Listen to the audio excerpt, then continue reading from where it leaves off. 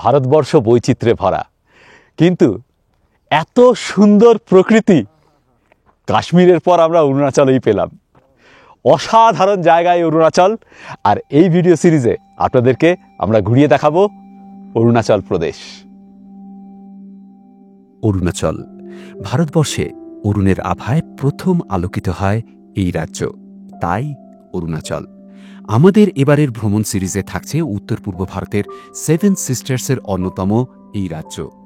11 দিনের ভ্রমণে আমরা ঘুরে নিয়েছিলাম শেরগাঁও, শান্তি ভ্যালি, টিরাং, সেলাপাস, তাওয়াং, বুমলা, হোলি ওয়াটারফলস মানে চুমি গ্যাতসে, মাধুরী লেক এবং জিমিথাং। ফেরার পথে নামেরিতে ওয়াটার র্যাফটিং আর কাজিরাঙায় জঙ্গল সাফারি করে গুয়াহাটি থেকে ফ্লাইট ধরে ফিরে এসেছিলাম কলকাতায়। বিশ্বাস করুন, অরুণাচল যে এত সুন্দর সে সম্পর্কে কোনো ধারণাই ছিল না আমাদের।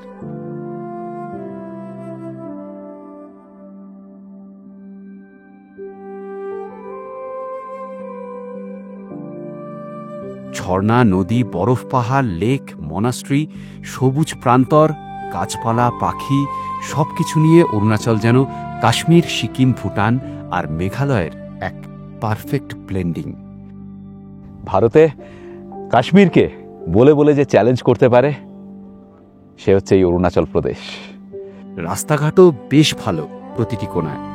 এবার আমরা ঘুরেছি ওয়েস্টার্ন অরুণাচল, আবারও যাব সেন্ট্রাল আর ইস্টার্ন অরুণাচল দেখতে। অনবদ্য এই ট্যুরের অভিজ্ঞতা নিয়েই সাজিয়ে তুলেছি আমাদের অরুণাচল সিরিজের প্রতিটি ভিডিও। আজ প্রথম পর্ব, যাত্রা শুরু। আবার একটা সকাল, আবার যাত্রা শুরু। কোকিলের ডাক শুনতে পাওয়া গেলেও কলকাতায় শীতের শেষে বসন্তের ছোঁয়া হাতে গোনা 2-4 দিনই। সকাল সন্ধে কয়েক ঘন্টার জন্যই বসন্ত ধরা দেয় এখন। এরকমই এক বসন্তের সকালে আবার আমরা রওনা দিলাম নতুন ভ্রমণ উপাখ্যানের রসদের জন্য। সকাল 5:30টায় দমদম বিমানবন্দর তখন বেশ ব্যস্ত, তবে ডিজি যাত্রার গেট ফাঁকাই। সুপ্রভাত, আজকে 21শে মার্চ 2025। এখন বাজে সকাল কটার? এখন বাজে সকাল 5:41। আমরা রয়েছি নেতাজি সুভাষচন্দ্র বসু আন্তর্জাতিক বিমানবন্দর দমদমে, আর আজকে আমাদের গন্তব্য অরুণাচল প্রদেশ। আপনাদের সবাইকে স্বাগত জানাচ্ছি আমাদের চ্যানেলের আরেকটা সম্পূর্ণ নতুন ভ্রমণের গল্পে। এই ভিডিও সিরিজে আপনাদেরকে ঘুরিয়ে দেখাবো অরুণাচল প্রদেশের বিভিন্ন জায়গা। আজকে আমাদের গন্তব্য এখান থেকে গৌহাটি হয়ে অরুণাচল প্রদেশের পশ্চিম কামেং জেলার শেরগাঁও।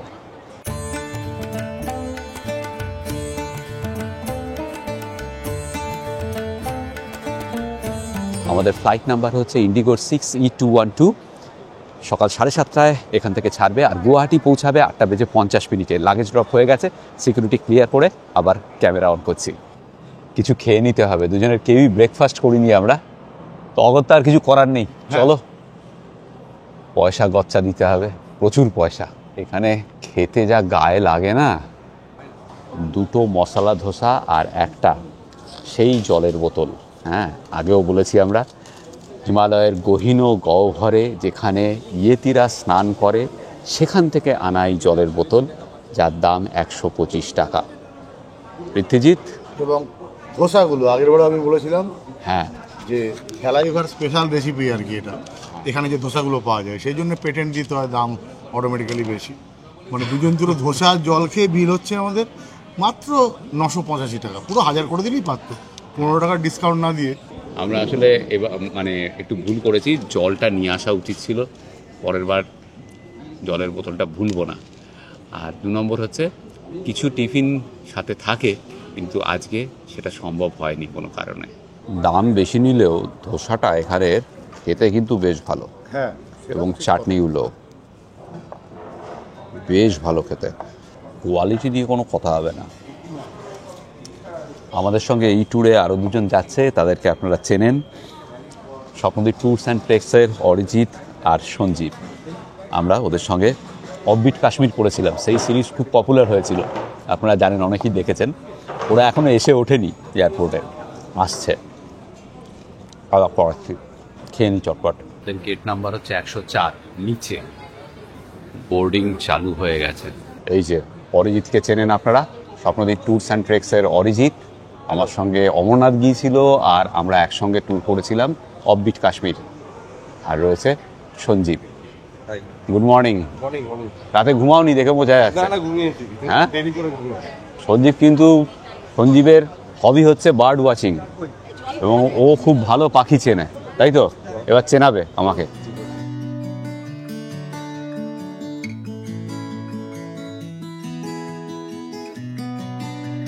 আমাদের সিট 21 নম্বর রোতে, পেছনের দিকে।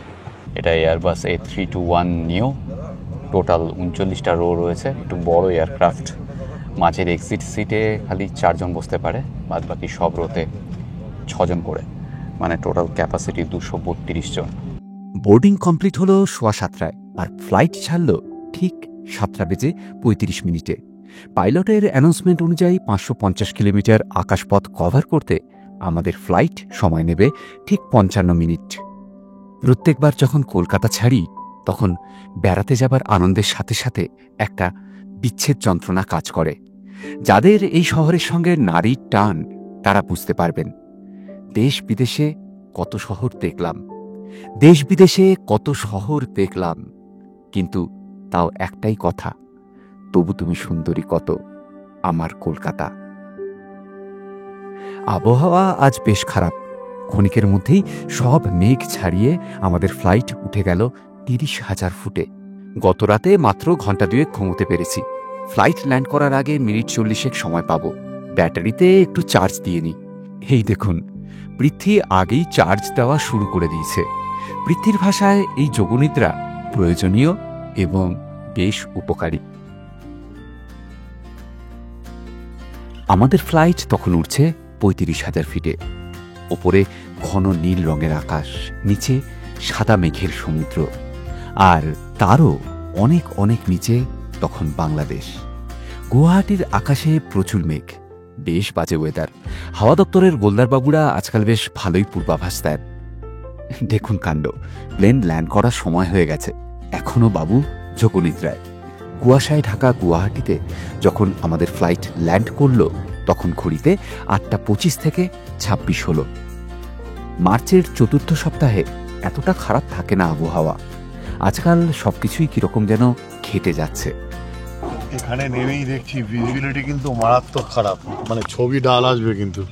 কি আর করা যাবে, মা বলে গেছেন যখন যেমন তখন তেমন, যেখানে যেমন সেখানে তেমন, যাকে যেমন তাকে তেমন। ঠিক সেই নীতিতে বিশ্বাস করেই চলতে হবে। আর হ্যাঁ, আমাদের হাতে যখন কিছু নেই না।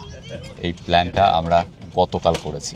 আমি একটা পোল দিয়েছিলাম ইউটিউবের কমিউনিটিতে, সেখানে সবচেয়ে বেশি সংখ্যক ভোট পড়েছিল অরুণাচলে।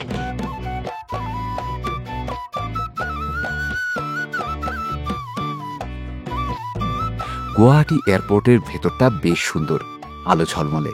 3 নম্বর বেল্টে লাগেজ পেতে বেশি সময় লাগলো না আমাদের।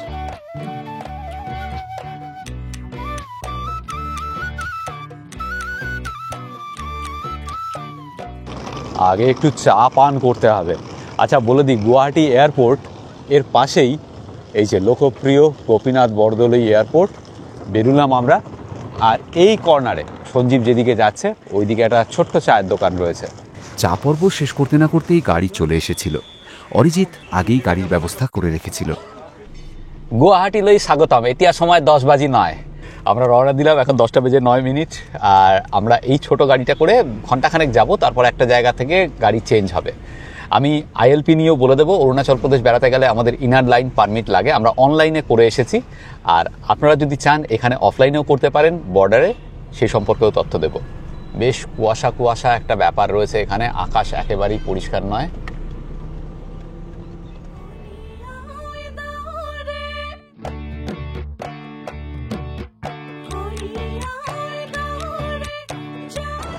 আমি আর পৃথ্বীজিৎ তো ধোসা খেয়েছি, অরিজিৎ আর সঞ্জীব কিচ্ছু খায়নি। তো ওরা একটু ব্রেকফাস্ট করবে, এই জন্য দাঁড়ালাম এখানে, সর্দারজি দা ধাবা। এই ধাবাটা এয়ারপোর্টের পাশেই। যেটা বোঝা গেল সেটা হলো যে এয়ারপোর্ট থেকে বেরিয়ে অনেকেই এখানে ব্রেকফাস্টের জন্য দাঁড়ান। খাবো না করেও একটা পনির পরোটার অর্ডার দিয়ে দিয়েছি, মানে এরা জোর করছিল আর কি, অরিজিৎ আর সঞ্জীব। তো হাফ পনির পরোটা আমি আর পৃথ্বীজিৎ, সঞ্জীব খাচ্ছে ধোসা আর অরিজিৎ আমি মিষ্টি দিয়ে শুরু করে দিচ্ছি। হ্যাঁ, মিষ্টি দিয়ে শুরু করেছি। কেমন মিষ্টিটা? ভালো, খারাপ না, আমাদের ওখানকার মতো নয় একদমই। আর ছোলা বাটুরা নাকি তোমার? আর ছোলা বাটা হ্যাঁ, পরোটা ভালো, বেশ ভালো, দারুণ টেস্টি করেছেন। আমাদের যে গাড়ি করে আমরা অ্যাকচুয়ালি ট্যুরটা করব, সে আমাদের এই পাঞ্জাবি ধাবাতেই এলো। আর একটু এগিয়ে আমাদের যাওয়ার কথা ছিল, ও বললো দাঁড়ান আমরা চলে এসেছি। ও এয়ারপোর্টে একটা ড্রপ ছিল, ড্রপ করে ও এখানে এসে আমাদের এখন পিক আপ করে নিয়ে যাচ্ছে। এখন সময় 10:50। আমরা অবশেষে রওনা দিলাম অরুণাচলের উদ্দেশ্যে। আজকে আমাদের গন্তব্য হচ্ছে, যা বলেছিলাম, শেরগাঁও। এখান থেকে গুয়াহাটি থেকে দূরত্ব হচ্ছে 222 কিলোমিটারের মতো, সময় লাগবে ঘন্টা 6। আর এই রাস্তাটা যাবে একদম ভুটান বর্ডার ঘেঁষে। একটা জায়গা আছে ভৈরবকুণ্ড, সেখানে ভুটানের গেট রয়েছে। যদি সময় হয় তাহলে সেটা দেখে নিয়ে আমরা চলে যাব শেরগাঁও। সেখানেই আজকে আমাদের নাইট স্টে। আর একটা কমন রুট হচ্ছে ভালুকপং হয়ে যাওয়া অরুণাচলে। ম্যাক্সিমাম মানুষজন, ট্যুরিস্ট যারা আছেন, তারা ভালুকপং হয়েই যান, ভালুকপং, দিরাং, তাওয়াং। আমরা ওই রুটে যাচ্ছি না, আমরা তো তাওয়াং অবশ্যই যাব, কিন্তু আমরা এদিক দিয়ে যাচ্ছি শেরগাঁও হয়ে। ব্রহ্মপুত্র পেরিয়ে এগিয়ে চলল আমাদের গাড়ি। রাস্তাঘাট বেশ ভালোই। শীতের পরে প্রকৃতি এখন বেশ রুক্ষ। আমাদের চালক সাহেব খবর দিলেন বুমলা আর সেলা পাসে ভরপুর বরফ।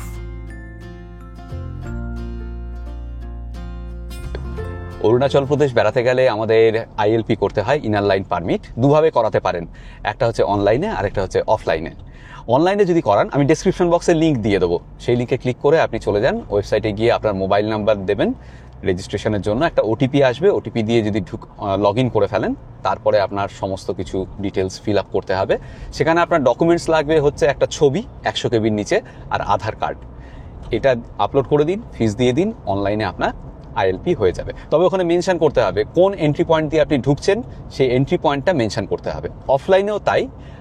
অফলাইনে আপনি যখন অরুণাচল আসছেন গাড়ি করে বা কোনো এয়ারপোর্টে নামছেন অরুণাচলে, যেমন ধরুন যদি আপনি ইটানগরে নামেন বা অন্য কোনো এয়ারপোর্টে নামেন, তাহলে সেখানেই আপনি অফলাইনে করাতে পারবেন। আইএলপি দিতে হবে ছবি আর আধার কার্ড। আর ফিজ হচ্ছে অফলাইনে 300 টাকা, অনলাইনে একটু বেশি, 500 টাকা। উচিত হবে অনলাইনে করে আসা, কারণ হচ্ছে এখানে বিকেল 5টা অবধি সব অফিস খোলা থাকে। আর অফিসারের উপস্থিতির উপর নির্ভর করে আপনি কত তাড়াতাড়ি আইএলপি পাবেন। এমনিতে জেনারেলি অফলাইনে খুব তাড়াতাড়ি আইএলপি হয়ে যায়, 2-4 মিনিটেই হয়ে যায়।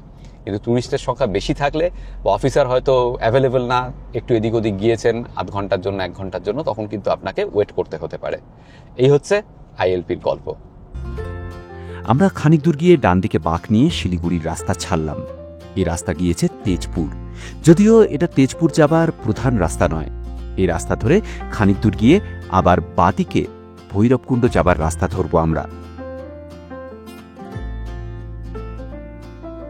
অসমের সঙ্গে আমাদের উত্তরবঙ্গের বেশ মিল। গাছপালা, মানুষজন, টিনের বাড়িঘর সব মিলিয়ে হুট করে উত্তরবঙ্গ বলে ভুল হয়। তেজপুরের রাস্তা ডান দিকে রেখে আমরা বাঁদিকে বাঁক নিলাম। 1:30 বেজে গিয়েছে, আর মোটামুটি 20 কিলোমিটার মতো রয়েছে বর্ডার। তারপরেই আমরা অরুণাচলে ঢুকে যাব। আর ওখানেই ভুটানের গেট ঘেঁষেই আমরা যাব। ওখানে দাঁড়াবো, আমরা দেখাবো আপনাদের। এখানে দুদিকে ভালো চা বাগান রয়েছে। এই বাজারটার নাম হচ্ছে বেশিমারি, ছোট্ট গঞ্জ। বেশিমারিতে একটু, এখানে প্রচুর ফলের দোকান, একটু আপেল কিনে নি। ভালো আপেল দাও, দেখি কি আছে। এখন এই রমজানের সময় এখানেও দাম সাংঘাতিক বেশি, 200 টাকা করে চাইছে আপেল। 4টে কলা 30 টাকা। মালভোগ কলা। কি কলা? মালভোগ তাহলে 30 টাকা 4টে কলা। ভাই এখন রোজার সময়, তাহলে 4টে কলা 30 টাকা, এটা মানা যায়? আর এইটুকু আমি 35 টাকা দিয়ে কলা খেয়েছি আলমাটিতে। একটা কলা 35 টাকা, তাসখান্দে। 5টা আপেল নিলাম 150 টাকা। এই জায়গাটার নাম হচ্ছে উদালগুড়ি। এখান থেকে বর্ডার কতটা? এখান থেকে বর্ডার আপনার মোটামুটি আরো ধরুন 10 কিলোমিটার, এই 10-12 কিলোমিটার। 10-12 কিলোমিটার এখান থেকে বর্ডার। আমরা আমাদের এই অরুণাচল প্রদেশ ট্যুর করছি স্বপ্নদ্বীপ ট্যুরস অ্যান্ড ট্রেক্সের সঙ্গে। স্বপ্নদ্বীপ ট্যুরস অ্যান্ড ট্রেক্সের অরিজিৎ আর সঞ্জীব রয়েছে আমাদের সঙ্গে। এর আগে আমরা ওদের সঙ্গে অফবিট কাশ্মীর করেছিলাম। একটা পপুলার সিরিজ হয়েছিল অফবিট কাশ্মীর, আপনারা জানেন। প্রচুর মানুষ তারপর ওদের সঙ্গে অফবিট কাশ্মীর গিয়েছেন ভ্রমণ করতে গত বছর, এবছরও যাবেন। আপনারা যদি রাজস্থান, আন্দামান অথবা সিকিম বা দার্জিলিং পাহাড়ে কোথাও বেড়াতে যেতে চান, তাহলে যোগাযোগ করতে পারেন স্বপ্নদ্বীপ ট্যুরস অ্যান্ড ট্রেক্সের সঙ্গে। সেই সঙ্গে কাশ্মীরের যে কোনো জায়গা অথবা এই যে আমরা অরুণাচল প্রদেশ বেড়াচ্ছি, আপনারা যদি আমাদের মতো এই রকম অরুণাচল প্রদেশে বেড়াতে আসতে চান অথবা অরুণাচলের কোনো অফবিট জায়গাতেও যেতে চান, তাহলে যোগাযোগ করতে পারেন স্বপ্নদ্বীপ ট্যুরস অ্যান্ড ট্রেক্সের সঙ্গে। আমি সমস্ত তথ্য ডেসক্রিপশন বক্সে দিয়ে দেবো, ওদের ফোন নাম্বার এবং সোশ্যাল মিডিয়া লিঙ্ক সব কিছু থাকছে ডেসক্রিপশন বক্সে। এখন আমরা যে জায়গাটায় রয়েছি এর উত্তর পশ্চিমে হচ্ছে ভুটান আর উত্তর পূবে অরুণাচল, মানে আমাদের ডান দিকে অরুণাচল সামনে গিয়ে আর বাঁ দিকে হচ্ছে ভুটান। আমি যখন ভুটান আর অরুণাচল নিয়ে বেশ উত্তেজিত, তখন দেখুন পেছনের সিটে কি অবস্থা। নতুন জায়গা, আর কিছুক্ষণ পরেই ভুটানের গেট, তারপর অরুণাচল। এদের এই যখন তখন যোগনিদ্রা আমাকে মনে করিয়ে দিল নকল ডাক্তার হাজরাকে।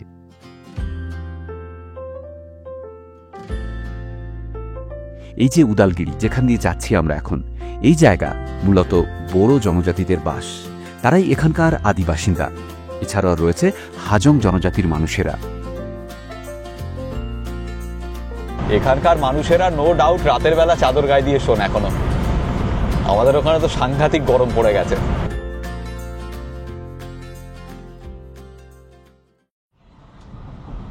বাদিকের ওই পাহাড়গুলো, ওগুলো সব ভুটানের পাহাড়।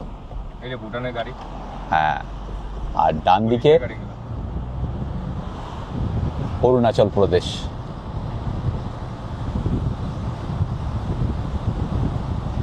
এই দেখুন বোর্ডে লেখা রয়েছে ভুটান, বাদিকে জাস্ট 1/2 কিলোমিটার।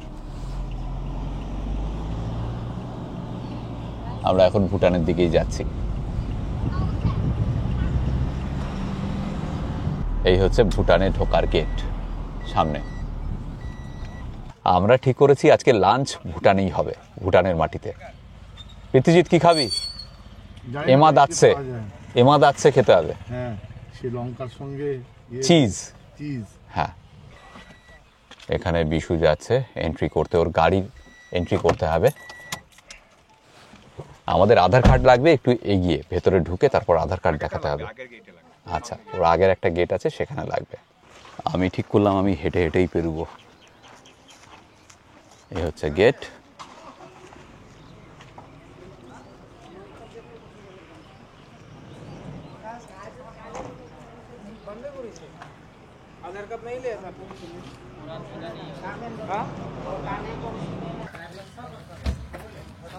ওই গেট থেকে খানিকটা এগিয়ে, খানিকটা বলতে এই 150-200 মিটার হবে আরেকটা গেট।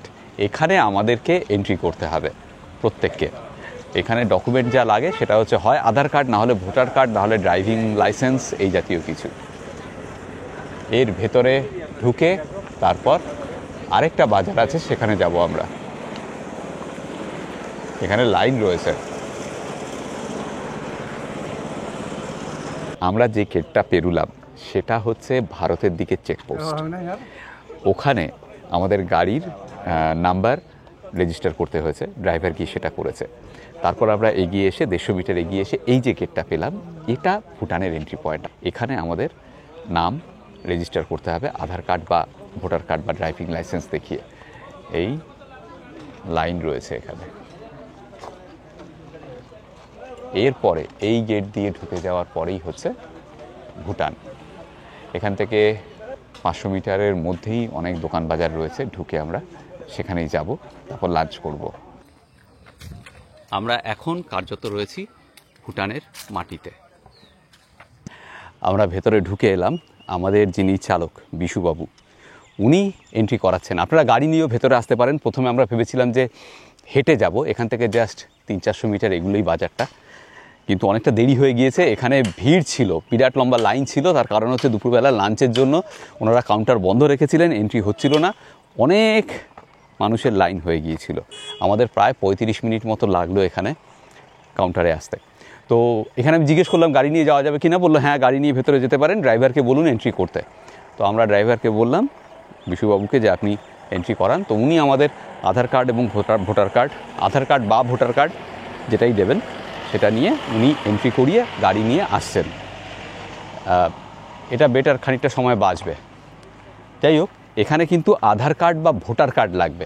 ড্রাইভিং লাইসেন্স আমি আগে বললাম চলবে না। সঞ্জীব ড্রাইভিং লাইসেন্স দিয়েছিল প্রথমে, বললো না ড্রাইভিং লাইসেন্স হবে না, আধার কার্ড অথবা ভোটার কার্ড, তাই দিয়ে এন্ট্রি হচ্ছে। জয়গা থেকে ফুনশিলিং ঢুকলে যেরকম একটা জাঁকজমকপূর্ণ ব্যাপার, এখানে কিন্তু সেরকমটা নেই, একটু ম্যারে। হ্যাঁ, এই বাড়িগুলো দেখলে তাও একটু ভুটান ভুটান ভাব লাগে। সেরকম একটা যে একটা জাঁকজমকপূর্ণ একটা রং চঙে ফুনশিলিংয়ে ঢুকি আমরা। হ্যাঁ না না সেরকমটা এখানে অবশ্যই না, এখানটা অনেক সাধারণ। হ্যাঁ, আচ্ছা, ড্রাইভারকে বারবার বলে দিল ওখান থেকে যে আপনি জাস্ট 1/2 কিলোমিটার অবধি যাবেন, তার বেশি নয়, তার বেশি গেলে আপনাকে ধরবে এবং ফাইন হবে। আরও একটা কথা, এখানে তেলের দাম খুব সস্তা। এই যে লম্বা লাইন পড়েছে, ম্যাক্সিমামই হচ্ছে বাইকার, স্থানীয় আমাদের দিকের, ভারতের দিকের, তারা এখানে ঢুকছে বাইক নিয়ে তেল ভরার জন্য। এখানে দুটো জিনিস সস্তা, একটা হচ্ছে তেল আর একটা হচ্ছে পানীয়। পানীয় কি হ্যাঁ। পানীয়?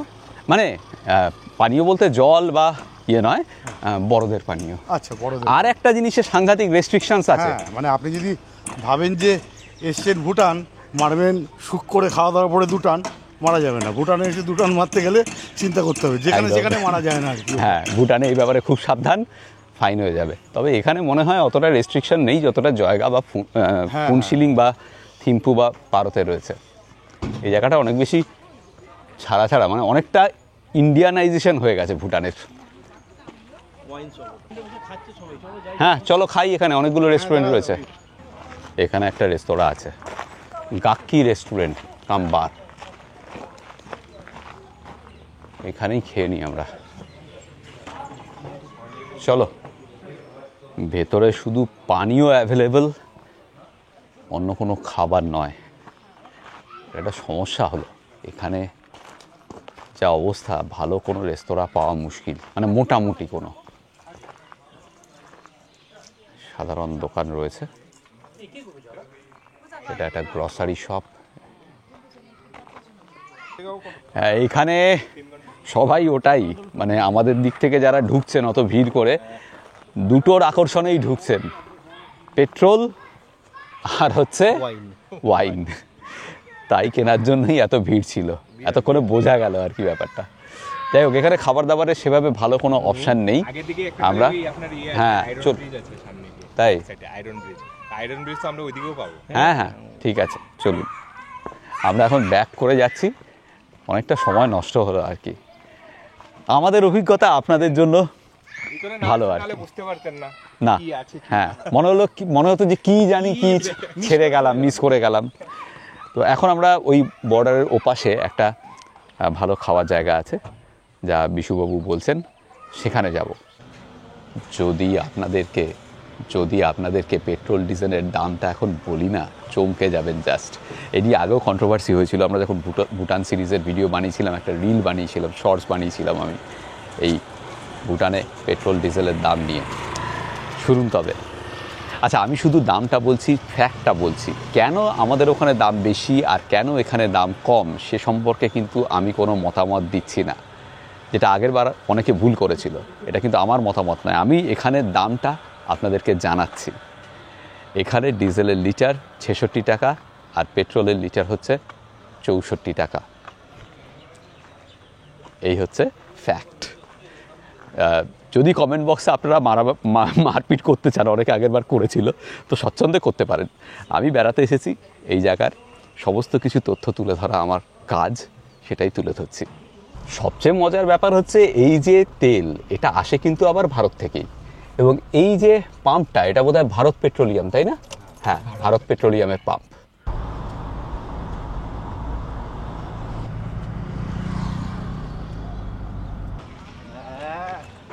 ভৈরবকুণ্ডতে চলে এসেছি আমরা, ভৈরবকুণ্ড বাজারের ভেতরে। এটা অরুণাচল প্রদেশে। এখানে লাঞ্চ করব একটা দোকানে, আর পাশে বেশ কিছু দোকানে এখানে বারবিকিউ চলছে। পর্ক রয়েছে, চিকেন রয়েছে, দেখুন। ও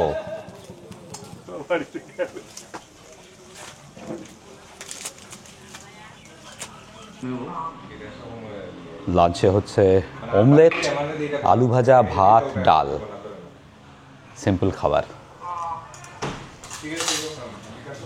সেই সঙ্গে পাশের দোকান থেকে নিয়ে আসা পর্কটাকে পোড়ানো, এবং তারপর দারুণ সুন্দর করে পোড়ালো কাঠের আগুনে, এবং তারপর পেঁয়াজ, ধনেপাতা আর লঙ্কা এসব দিয়ে মেখে দিল।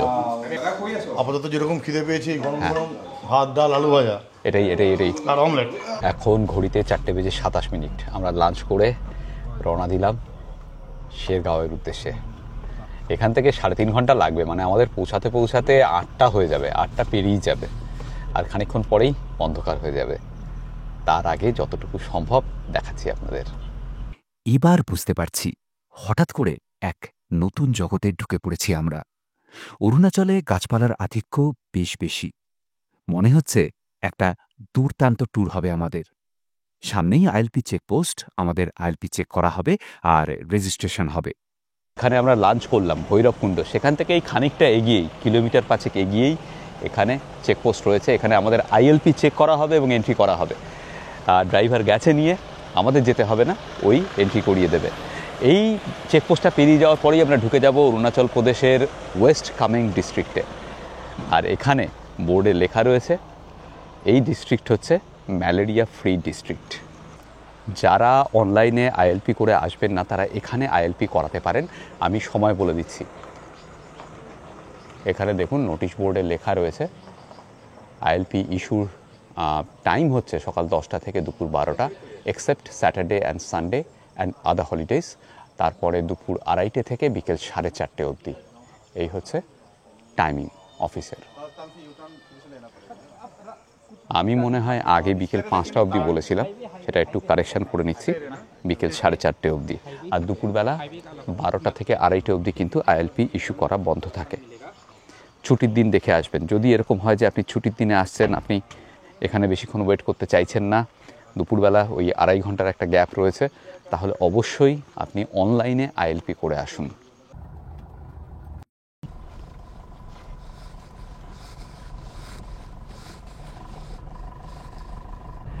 ভৈরবকুণ্ড থেকে 5 কিলোমিটার মতো রাস্তা একটু খারাপ ছিল, তারপর এই আইএলপি চেকপোস্ট পেরোনোর পরে রাস্তা কিন্তু ভালো হয়ে গেল। এই দেখুন, আর আমরা এখন পাহাড়ে উঠতে শুরু করে দিয়েছি। পাকদণ্ডী রাস্তা শুরু হয়ে গিয়েছে। এবার গাড়ির কথাটা বলে দিই। অরুণাচল প্রদেশে যদি আপনারা বেড়াতে আসেন, গাড়ি ভাড়া যদি এরকম টয়োটা ইনোভা ক্রিস্টা জাতীয় গাড়ি নেন, তাহলে এর ভাড়া পড়ে পার ডে মোটামুটিভাবে 5.5 থেকে 6.5-এর মধ্যে। যখন খুব বরফ পড়ে, ওপরে রাস্তা আটকানো থাকে, তখন ভাড়াটা একটু বেড়ে যায়, ওই 6-6.5 হয়ে যায়। নাহলে নর্মালি 5.5 থেকে 6 এর মধ্যে থাকে। আর ছোট গাড়ির ভাড়া, ছোট গাড়ি কত নাও? 4 থেকে 4.5? ছোট গাড়ি হচ্ছে স্যার 4.5 থেকে 5। আচ্ছা, 4.5 থেকে 5 এই হচ্ছে ছোট গাড়ির রেট। আর বাদ বাকি সমস্ত তথ্য তো আমি দিয়েই যাব এই সিরিজের প্রত্যেকটা ভিডিওতে। আর আপনারা যদি আমাদের মতো এইভাবে অরুণাচল প্রদেশ বেড়াতে চান, পুরো প্যাকেজে বেড়াতে চান, তাহলে Swapnadeep tours and Treks Arijit বা সঞ্জীবের সঙ্গে যোগাযোগ করতে পারেন। রাস্তা বেশ চওড়া, পাকদণ্ডী বেশি, তবে খানাখন্দ এক্কেবারেই নেই। রাত হয়ে গেলেও গাড়ি চালাতে কোনো অসুবিধেই হচ্ছে না। সন্ধে 7:10 আমরা পৌঁছলাম শেরগাঁও। টেম্পারেচার এখানে 9 ডিগ্রি সেন্টিগ্রেড, যা গুগল দেখাচ্ছে। হালকা বৃষ্টি হচ্ছে। ওপরে বুংলাতে বা সেলাপাসে এখন অবভিয়াসলি নো ডাউট স্নোফল হচ্ছে। দারুণ সুন্দর হোমস্টে, ঘরগুলো অসাধারণ। এটা ডুপ্লেক্স, ওয়াল টু ওয়াল কাঠের ফিনিশ, মেঝেও কাঠের। আয়োজন খুব সুন্দর। Washroom sparkling clean. কাঠের সিঁড়ি দিয়ে উঠে ওপরে আবার দুজনের থাকার ব্যবস্থা।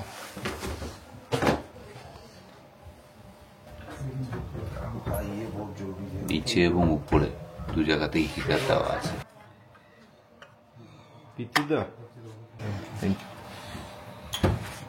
কি দিয়েছে এটা?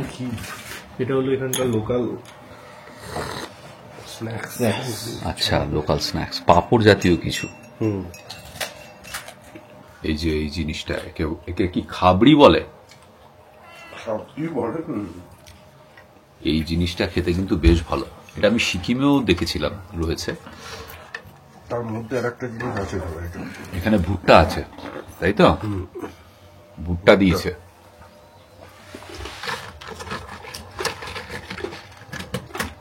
শুকনো ভুট্টা,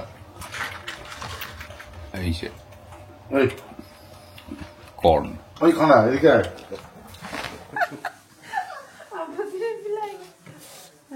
लाइए लीजिए यहाँ का लोकल आरा आरा, आरा इसका नाम आरा ये राइस वाइन है ना? हाँ।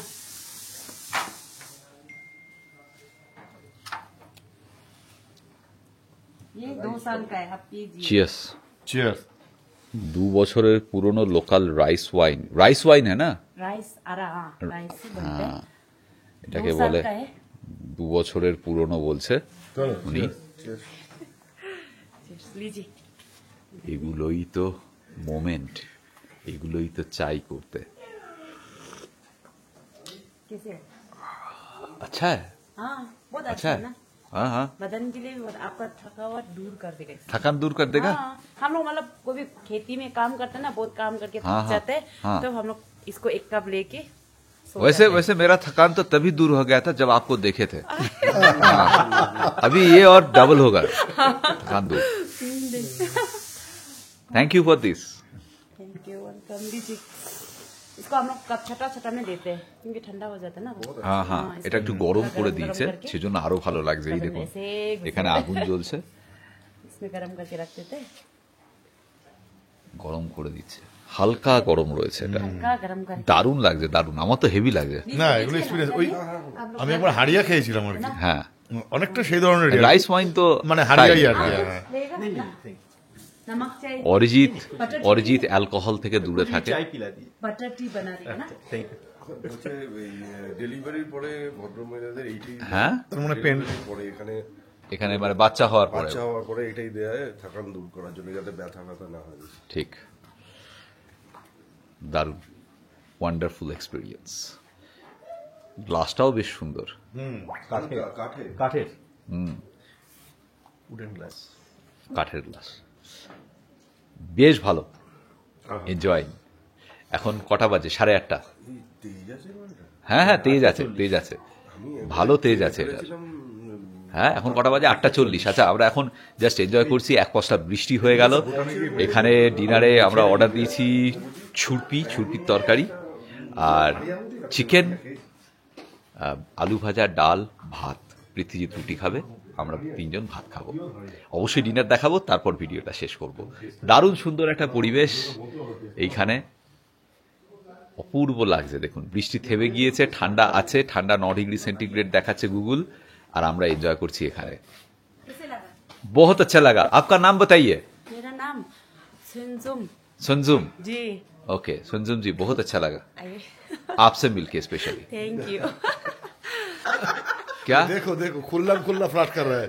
नहीं তুই শিবাজি- করতে পারিস না, না, না, করতে আমি পারিস করতে না, পারি আমি না। পারি, এই আর কি হ্যাঁ, ব্যাপার। পার্থক্য হচ্ছে এটা। বিবাহিত পুরুষদের এই গুণটা থাকে, বিবাহিত আর পুরুষদের অবিবাহিত পুরুষটা চিরকাল আক্ষেপ করেই মরবে। বিবাহিত পুরুষরা অনেকটা হুলো বিলালের মতো হয়, সারাক্ষণ ছোক ছোক করে বেড়ায়। আর যারা অবিবাহিত তারা তো জানে তাদের কোনো তো চাহিদা নেই, সেদিকে তারা এক জায়গায় স্থির থাকতে পারে। এটা হচ্ছে ব্যাপার। ওয়াইনটা কি সুন্দর এতে বসিয়ে রেখে এই যে হ্যাঁ, এই যে পৃথ্বীজিৎ মন্তব্যটা করলো, এটা আমি তীব্র প্রতিবাদ জানাচ্ছি। সে জানাবি, বিবাহিত পুরুষরা জানাতেই হবে, নিজের মান ইজ্জত ধরে রাখতে হলে জনসমক্ষে জানাতেই হবে প্রতিবাদ, এছাড়া কোনো উপায় নেই তো না অ্যাকচুয়ালি। না, মান ইজ্জত খোয়া যাওয়ার কোনো ব্যাপারই নেই। না, প্রেম করা তো ভালো জিনিস, পরকীয়া তো আরো ভালো জিনিস। পরকীয়া নিয়ে আমাদের বাংলায় কত ভালো ভালো সাহিত্য আছে, শুধু বাংলা সাহিত্য কেন, বিশ্বে সাহিত্যে পরকীয়ার উদাহরণ যদি তুই খুঁজে দেখিস, কত ভালো ভালো বই আছে। কাজে এটাকে তো মান্যতা দেয় সমাজ। বলছিস তাহলে? হ্যাঁ। সত্যি কথাটা ভালোভাবে বলেছে ম্যাডামকে দেখে সবারই আমারও ভালো লেগেছে। এই দেখেছো, দেখেছো, কিন্তু সত্যি কথাটা ভালোভাবে বলেছে, তুমি সেটা অন্য অবিবাহিত পুরুষেরা অন্যভাবে নিচ্ছে। তোমরা সবকিছু ব্যাকা রুটে নাও। না না না, ব্যাখ্যাটা ওঠে না, আমি পরস্পরের দিকে নজর দিই না। তোর নিজের স্ত্রী তো নেই। ওই তা সত্ত্বেও দিই না, তাহলে বোধ কত মহৎ ব্যক্তি। হ্যাঁ সেটাই। যাদের এখন নিজের যদি স্ত্রী আমি আছে তারা গুলিয়ে ফেলে। এখন যদি আমি মানে এই যে আমি এই বউকে নিয়ে বেড়াতে যাচ্ছি, যে জিজ্ঞেস করতে হয়, কার বউ, নিজের বউ, মানে নিজের বউ নিয়ে যাচ্ছে তো, মানে গুলিয়ে ফেলে আর কি বিবাহিত। এইটা হচ্ছে ব্যাপার। পৃথিবীতে সঙ্গে কথায় পারা যাবে না, আমি হাল ছেড়ে দিচ্ছি। তবে এটা দারুণ, সবকিছুই দারুণ। বসো দোলনাটায়। এটা হচ্ছে এখানকার কিচেন, কি পরিষ্কার পরিচ্ছন্ন দেখুন, দারুণ পরিষ্কার পরিচ্ছন্ন একটা কিচেন।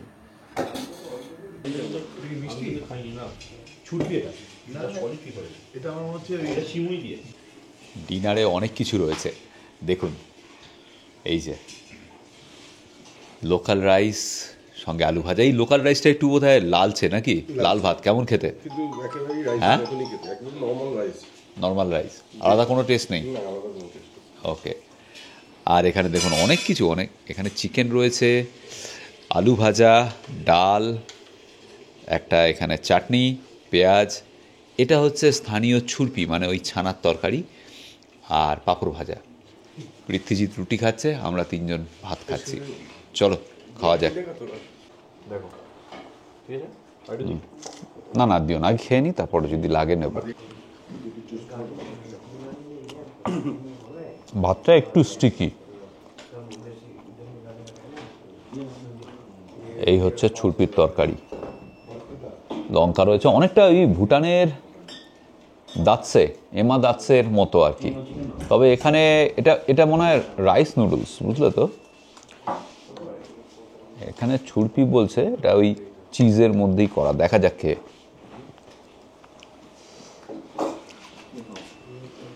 চিকেন না, পুরো চিজে, চিজ, হ্যাঁ একদম চিজ। এটাই ভুটানে ওই এমা দাৎসে, তবে এর মধ্যে আলু দিয়েছে লঙ্কা ছাড়াও, আর রাইস নুডলস আছে, দারুণ। এই যে রেড রাইসটা যেটা আমরা খেলাম, লোকাল রাইস লাল রঙের, এটাকে এখানে বলা হয় আহো। এই ছানার তরকারিটা সুপ্রি, সাধারণ। মাশরুম দেওয়ার জন্য আরো ভালো হয়েছে, আর একটু খাওয়া যাক। হ্যাঁ নেই, খতম নেই কর সকতে ইতনা। এই লঙ্কাটা যেটা দিয়েছে, इसको आप क्या बोलते हैं? छुपड़ी, छुरपी, छुरपी, छुरपी। ये भूटान में भी होता है, एमा दात से बोलते हैं उधर। हाँ भूटान में भी होता है, चीज का होता है, ये चीज ही तो है ना। हाँ ये सब टिबेटियन डिश है। हाँ टिबेटियन डिश है, एक्चुअली में टिबेटियन डिश है, राइट यू आर। অসাধারণ। এখন সময় 10:30, বৃষ্টি অনেকক্ষণ থেমে গিয়েছে, এখন ঘুমোতে যাব, প্রচণ্ড টায়ার্ড। কালকের গল্প নিয়ে আসবো এর পরের পর্বে। আজকের ভিডিও এই পর্যন্ত, ভালো থাকবেন সকলে, দেখা হচ্ছে এর পরের পর্বে। পৃথ্বীজিৎ অলরেডি ঘুমিয়ে পড়েছে, তাই তো? পুরোপুরি ঘুমোইনি, হ্যাঁ চেষ্টা চালাচ্ছি। চালা, আমি তো পড়লেই ঘুমিয়ে পড়বো। এই এত জোরে নাক ডাকছে কে রে? সঞ্জীব হাতি, কি উপর থেকে নিচে, এ তো আওয়াজ খানা দিচ্ছে হানা দিল্লি থেকে বর্মা। বাপ রে বাপ, যাই হোক ঝেলতে হবে সারা রাত। শুভরাত্রি।